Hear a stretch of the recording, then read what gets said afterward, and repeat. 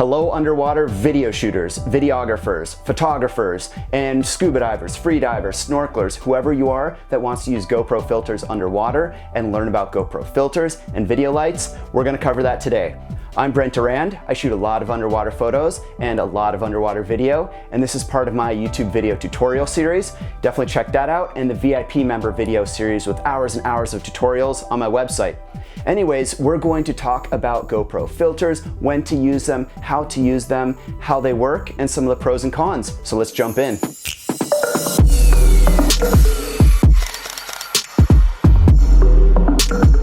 So what do underwater GoPro filters do? In short, these filters bring the reds and the true whites back into the scene as we're shooting underwater. And as we descend deeper into the water column, we realize that the scene surrounding us gets more blue or maybe more green, more muted, less contrast, because we're losing channels of light starting with red. So as we're near the surface, we start to see all the colors, but as we go deeper into the water, we lose those colors. By adding a filter to the front of the camera, we can bring those colors back. We can see truer whites, we can see reds and oranges and greens and some of those colors that we're losing as we dive deeper. How do GoPro filters work? We have different colors that are designed to bring the color back into our underwater footage at different depths and in different types of water conditions. So for example, I've got the Polar Pro Dive Master kit here, and we've got a red filter here, and then we also have a magenta filter. And for the most part, you're going to use a red filter when you're in blue water, generally better visibility, the stuff most of us are snorkeling, free diving, or scuba diving in. For the magenta filter, these are designed for greener type of water. So if you dive in green water, you know who you are and magenta is going to work for you. But in general, we're all looking at the red type of filter. So how do these filters work? Well, you add the filter to the front of the GoPro, and then the GoPro is looking out at the underwater scene through the red filter. And then when it's choosing an auto white balance, it is going to choose the best white balance based on seeing all the reds back into the picture. So in fact, you're actually helping GoPro's auto white balance to determine the best white balance for the scene. There are Pro Tune options that let you do a manual white balance, but for the most part, most of us are using the filters just because it's easy to flip on and off. Let's say we take our GoPro right here, and we have the filter attached to the front. We can leave it off, and we can pop it back on. So it's really easy to use. So here's a question I get asked quite a lot, whether it's in the comments of my videos or whether it's direct by email or on Facebook or Instagram, but it's, can you use a GoPro filter with a video light? The answer is no. You're using one or the other.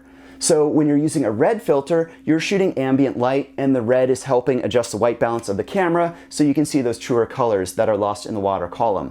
When you're using a video light underwater, you're accomplishing the same thing by shining that light on the subject and reflecting back those bright colors that were otherwise lost as the ambient light and those color channels fell out of the water column. So both filters and video lights are essentially doing the same thing, but in a different way.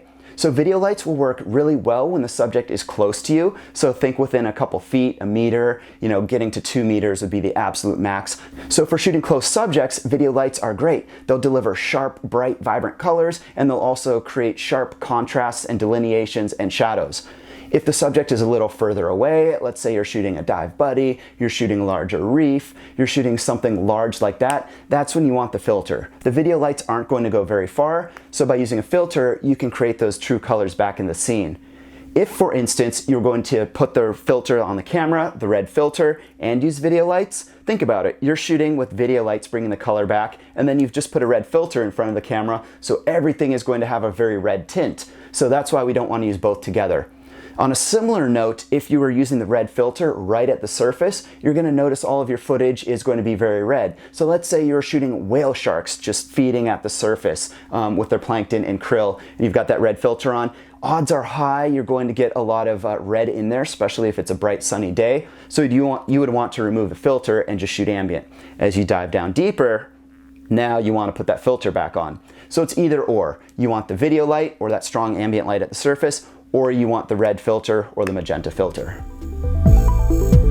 Filters also provide a great benefit for scuba divers who may want to get closer to small subjects with their GoPro. We know that the GoPro has a minimum focus distance of 12 inches or 1 foot, which leaves you, this far away from your subject. And if the subject is very small, even if you're setting your camera to narrow field of view to try and minimize the super wide or wide field of view and fill the frame with your subject, you're still kind of far away. So several manufacturers have created macro diopters. In this case, I've got the Polar Pro Switchblade 7.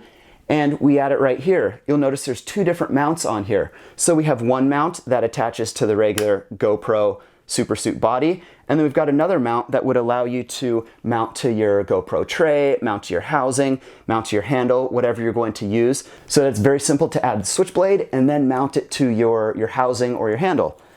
And the way this works is we have a macro lens. So this allows you to get a lot closer to your subject than 12 inches and delivers great picture quality.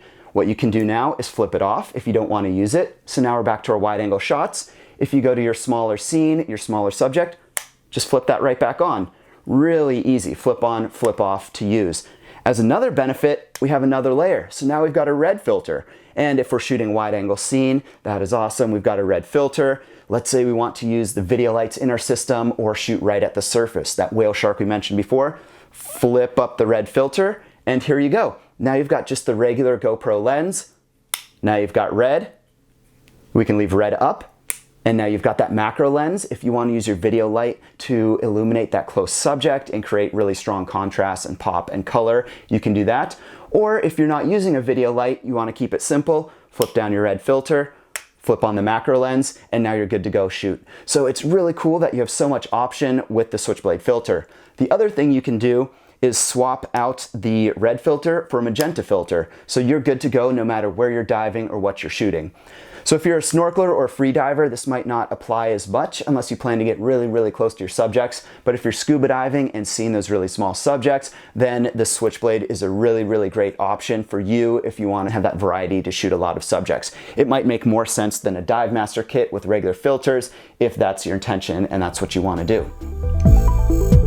So that's pretty much it for GoPro Filters. If you have some comments, leave them below. I answer every single comment and try and give you all the information you need. Otherwise, check out my tutorials website, also linked below, and that's going to take you through a lot of this information with samples and also links to a number of different filters that you can check out for yourself. And if you're not subscribed, hit that subscribe button below, and I look forward to seeing you guys in other videos. Until then, have fun diving. See you in the sea.